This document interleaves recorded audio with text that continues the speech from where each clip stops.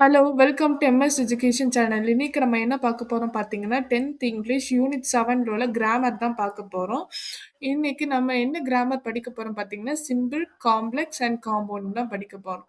Let us recall some important points that we learned in the previous unit.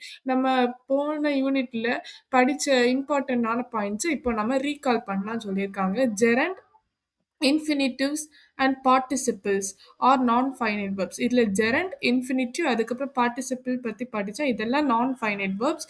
phrase is a group of words which does not contain a finite verb. phrase வந்து ஒரு phrase வந்து ஒரு group of word, அதில் வந்து finite verb வந்து கிடையாது. class is a group of words which has finite verb. phrase-க்கும் class-க்கும் difference பாருங்க. phrase is a group of words, அதுக்கு finite verb கிடையாது. ஆனா கிளாஸும் குரூப் ஆஃப் வேர்ட்ஸ் தான். ஆனா அதுக்கு வந்து ஃபைனைட் வேர்ப் வந்து உண்டு. Finite verb indicate the tense and time of action. Finite verb வந்து டென்ஸையும் டைம் ஆஃப் ஆக்ஷனையும் குறிக்குது. Non finite verb do not indicate the tense and time of action. நான் ஃபைனைட் வேர்ப் வந்து டென்ஸ் டைம் ஆஃப் ஆக்ஷனை வந்து குறிக்காது அப்படின்னுட்டு அவங்க சொல்லியிருக்காங்க. Now let us study about the three different kinds of sentences. இல்ல 3 different kinds of sentences இருக்கு. ஒன்னு வந்து simple, இன்னொன்னு complex, இன்னொன்னு compound. முதல்ல சிம்பிள்னா என்ன, காம்ப்ளெக்ஸ்னா என்ன, காம்பவுண்ட்னா என்னன்னு பார்க்கலாம். A simple sentence consists only one finite verb. Simple சென்டென்ஸ்ல இருந்து ஒரே ஒரு ஃபைனைட் verb. ஒரு சென்டென்ஸ் இருந்து அதுல வந்து ஒரே ஒரு ஃபைனைட் verb இருந்ததுன்னா அது ஒரு simple sentence. Complex sentence has one main class and one or more subordinate classes. Complex சென்டென்ஸ்ல என்ன இருக்கும் பார்த்தீங்கன்னா, ஒரு மெயின் கிளாஸ் இருக்கும் அல்லது ஒண்ணுக்கு மேல subordinate classes நிறைய இருக்கும். A compound sentence has two main classes combined by coordinating conjunction. ஒரு காம்பவுண்ட் சென்டென்ஸ்ல 2 மெயின் கிளாஸஸ் இருக்கும். அத வந்து ஒரு கோஆர்டினேட்டிங் கன்ஜெக்ஷன் மூலமா கம்பைன் பண்ணி வச்சிருப்பாங்க. இப்போ சிம்பிள் சென்டென்ஸ்க்கு எக்ஸாம்பிள் பார்க்கலாமா?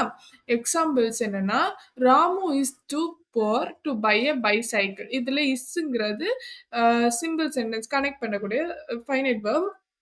ஸோ இந்த இஸ்ங்கிறது நம்ம ஆட் பண்ணனா இது வந்து சிம்பிள் சென்டென்ஸ் ஆயிரும். ராமு வந்து ரொம்ப பாவப்பட்ட குடும்பத்துல உள்ளவன். அதனால அவனுக்கு பைசைக்கிள் வாங்க ரொம்ப கஷ்டம்.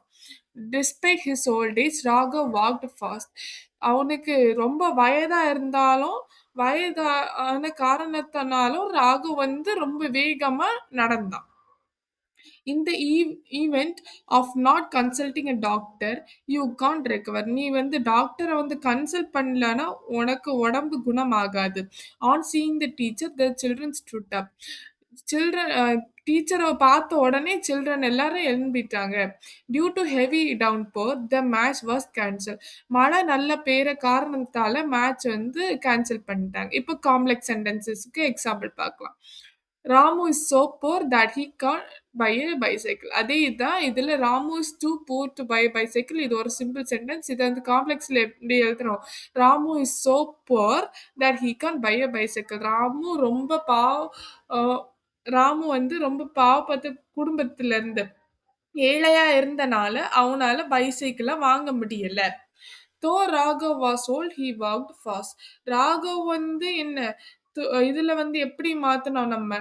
Despite his old age Raghav walked fast. இது ஒரு சிம்பிள் சென்டென்ஸ். இதுல எப்படி? Though Raghav was old he walked fast. Raghav வந்து வயதானாலும் அவன் வந்து வேகமா நடந்தான். இதுல unless you consult a doctor you can't recover. Simple சென்டென்ஸ்ல எப்படி எழுதணும்? இந்த event of not consulting a doctor you cannot recover. அதே இது எப்படி எழுதலாம் காம்ப்ளெக்ஸ்ல? Unless you consult a doctor you can't recover. நீ டாக்டர் கன்சல்ட் பண்ணாத வரை உன்னால குணமாக முடியாது. as soon as the children saw the teacher they stood up. அதுல எப்படி படிச்சோம்? on seeing the teacher the children stood up. டீச்சரை பார்த்த உடனே சில்ட்ரன் வந்து எந்திரிச்சிட்டாங்க. இதுல வந்து as soon as the children saw the teacher they stood up. As there was a heavy downpour the match was cancelled.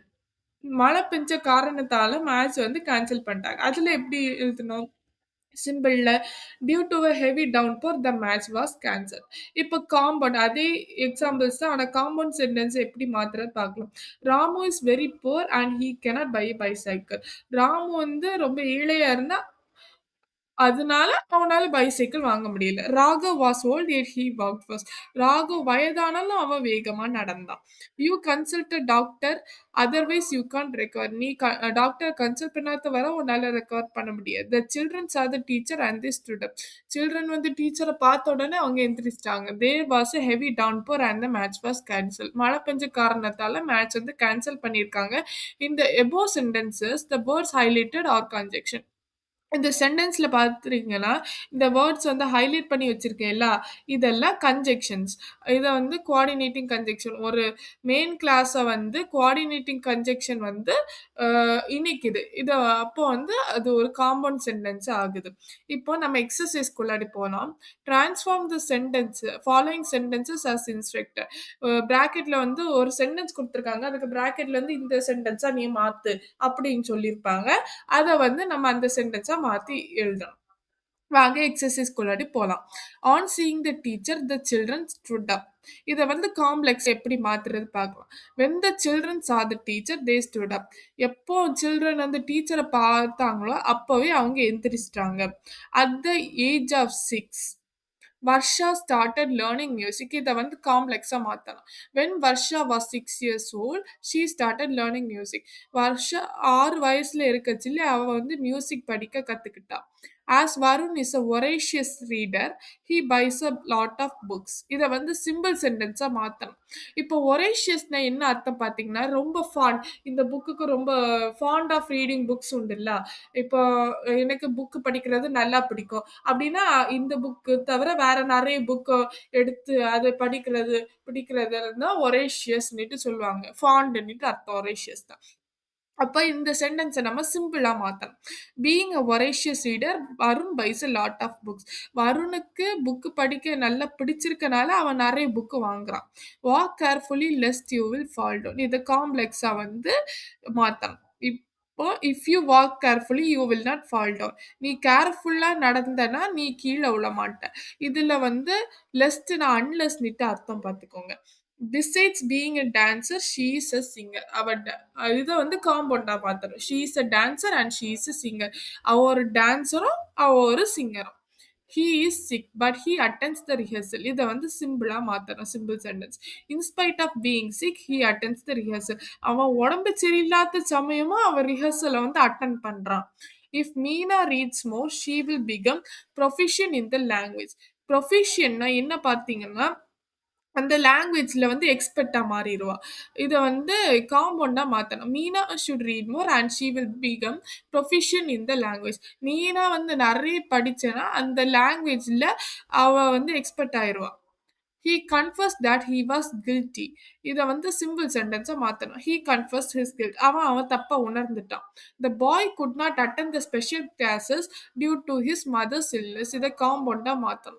His mother was ill so the boy could not attend the special classes. அவங்க அம்மா உடம்பு சரியில்லாம இருந்தனால அந்த பையனுக்கு வந்து special classes attend பண்ண முடியல. He followed my suggestion. இது காம்ப்ளெக்ஸ் சென்டென்ஸா மாத்தணும். He followed what I suggested.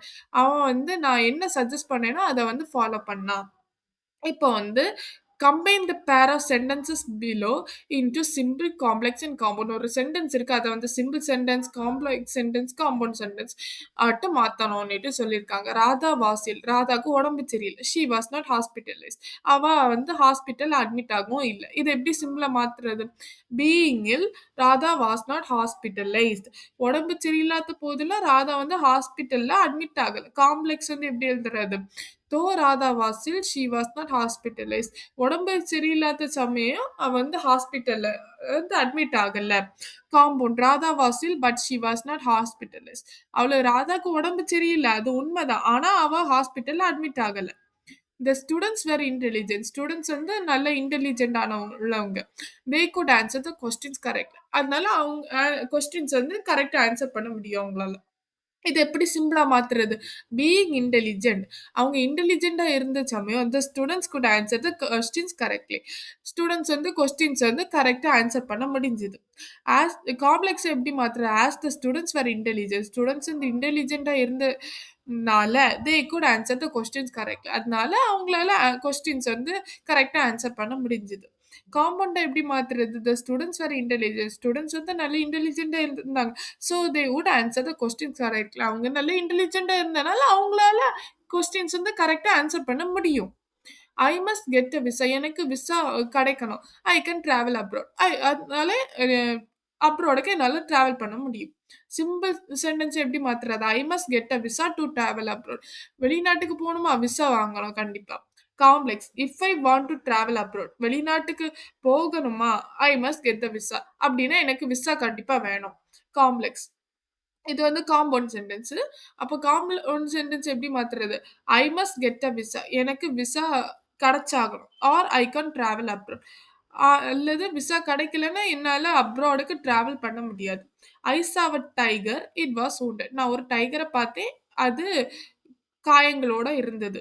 Simple sentence எப்படி மாத்துறது? I saw a wounded tiger. நான் ஒரு காயத்தோட இருந்த ஒரு டைகர பார்த்தேன். காம்ப்ளெக்ஸ் எப்படி மாத்துறது? I saw a tiger that was wounded. நான் ஒரு டைகர பார்த்தேன். அதுக்கு வந்து நெறைய காயங்கள் இருந்தது. Compound. I saw a tiger and it was wounded. நான் ஒரு டைகர பார்த்தேன். ஆனா அந்த டைகர் வந்து நெறைய காயங்களோட இருந்தது. தேர் வாஸ் அ பந்த். பந்த்னா என்ன? புரொட்டஸ்ட் அப்டின்னுட்டு அர்த்தம். The shops remain closed. அப்போ எப்படி சிம்பிள் சென்டென்ஸ்ல மாத்துறது? Due to the bandh the shops remain closed. Bandh நடக்கிறனால ஷாப் வந்து க்ளோஸா இருந்தது. காம்ப்ளெக்ஸ் எப்படி மாத்துறது? As there was a bandh. அங்க பந்த் நடக்கிறனால த ஷாப்ஸ் ரிமைன் க்ளோஸ்ட். அந்த இடத்துல பந்த் இருக்கிறனால அந்த இடத்துல உள்ள ஷாப்ஸ் எல்லாம் மூடப்பட்டிருந்தது. காம்பவுண்ட எப்படி மாத்துறது? There was a bandh so the shops remain closed. அங்க பந்த் இருக்கனால ஷாப்ஸ் வந்து மூடப்பட்டு இருந்தது. Thank you.